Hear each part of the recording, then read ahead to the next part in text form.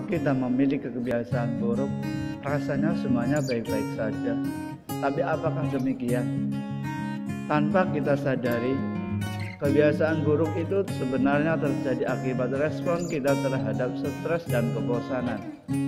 Untuk menekan stres dan kebosanan, sebenarnya tidak harus seperti itu. Kita bisa mengajari diri sendiri cara-cara baru dan sehat untuk mengatasi stres dan kebosanan, yang kemudian bisa menggantikan kebiasaan buruk yang biasa kita lakukan. Berikut 6 penyebab kebiasaan buruk. 1. Stres dan kebosanan. Sebagian besar kebiasaan buruk disebabkan oleh stres dan kebosanan. Dengan adanya stres dan bosan, kita akhirnya melakukan kebiasaan buruk. Misalnya, main game hingga tak kenal waktu, atau menghambur-hamburkan uang untuk memenuhi nafsu belanja. Semua itu adalah respon sederhana untuk menghadapi kebosanan dan stres. 2. Malas mengganti kebiasaan buruk. Kebiasaan buruk barangkali memberikan manfaat bagi kehidupan kita.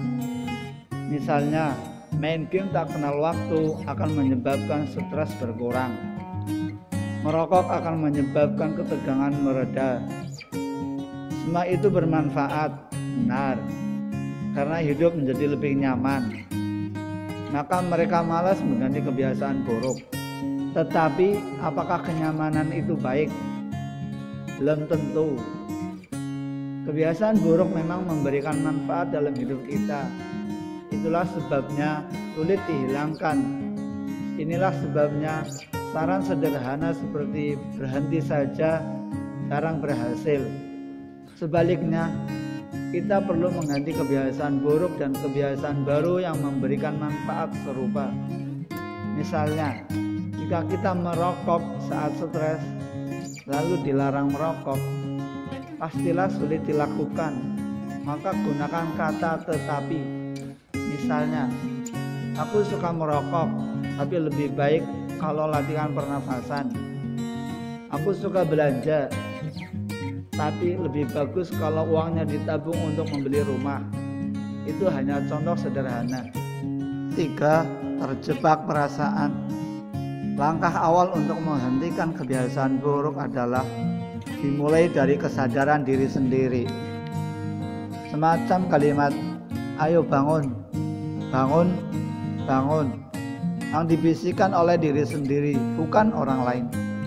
Sangat mudah kita terjebak dengan perasaan tentang kebiasaan buruk. Kita membuat diri merasa bersalah atau menghabiskan waktu untuk bermimpi tentang bagaimana yang kita harapkan terjadi.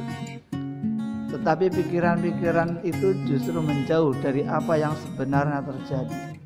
Sebaliknya, kesadaranlah yang akan menunjukkan kepada kita bagaimana sebenarnya membuat perubahan. Coba renungkan, kapan kebiasaan buruk itu benar-benar terjadi? Berapa kali kita melakukan kebiasaan buruk setiap hari? Di mana kita melakukan kebiasaan buruk itu? Dengan siapa kita melakukan kebiasaan buruk?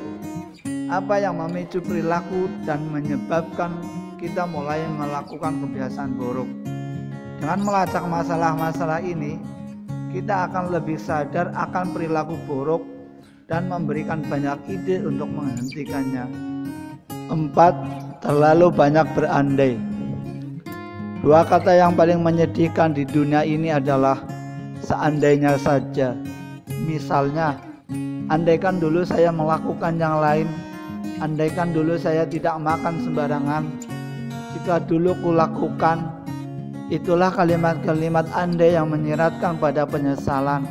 Kita pernah mengalami setidaknya sekali peristiwa dalam hidup yang rasanya ingin kita hapus dan ubah. Kita menerima fakta dalam banyak kemustahilan, sehingga terus-menerus bersama perasaan bersalah atau menyesal. Ini sangat keliru. Bukankah kita bisa melakukan replay atau kesempatan yang kedua? Kesalahan-kesalahan adalah batu loncatan ke dalam hidup yang lebih berkembang. Jika begitu, mengapa terus-menerus memelihara sikap negatif? Tidak ada seorang pun yang tidak memiliki kesalahan, namun kita bisa memperbaikinya. Jikapun sudah tidak bisa diperbaiki lagi, ada banyak jalan untuk menembus penyesalan. 5. Suka membanding-bandingkan. Dunia mungkin menjadi tempat yang lebih baik apabila satu kata dihapus dari kamus kita, dan kata itu adalah membandingkan dengan segala variasinya. Kata-kata membandingkan misalnya, seharusnya saya seperti dia, atau menjadi lebih baik seperti dia. Kata-kata ini bertanggung jawab atas ribuan bahkan jutaan orang yang hidup dalam bayang-bayang negatif, merasa diri berbeda dengan orang lain. Misalnya, mengapa kamu tidak diet seperti Cristiano Ronaldo? Secara sadar atau tidak, kita mulai membandingkan diri dengan orang lain dan berakhir dengan perasaan murung. Berpaling adalah wajar, karena mungkin kita kurang cakap pada beberapa aspek kehidupan. Tetapi hal itu bukan berarti kita gagal. Membandingkan dengan orang lain adalah kurang adil dan tidak logis. Sudah menjadi hukum alam bahwa tidak ada dua orang yang sama persis. Fakta itu cukup membuktikan bahwa kegagalan dan kekeliruan berpangkal dari perbandingan. Bila kita membandingkan diri dengan orang lain, berarti kita bersalah pada diri sendiri. Kita mungkin takut tidak akan pernah berusaha meraih potensi secara penuh. Padahal dengan kadar latihan dan bakat yang sama, kita juga dapat melakukannya. Bila kita menghapus rasa takut dan perbandingan, maka kita akan tercengang dengan hasil yang kita raih. 6. Tergantung pada orang lain. Banyak orang yang berpikir bahwa realisasi suatu tujuan tergantung pada hal lain yang harus dilakukan oleh orang lain. Namun demikian, realisasinya juga tergantung pada diri dan tindakan mereka sendiri. Jauh lebih baik untuk melakukan setar yang benar di mana kita sekarang berada. Lalu putuskan aspek kehidupan mana yang akan ditingkatkan tanpa bantuan luar apapun.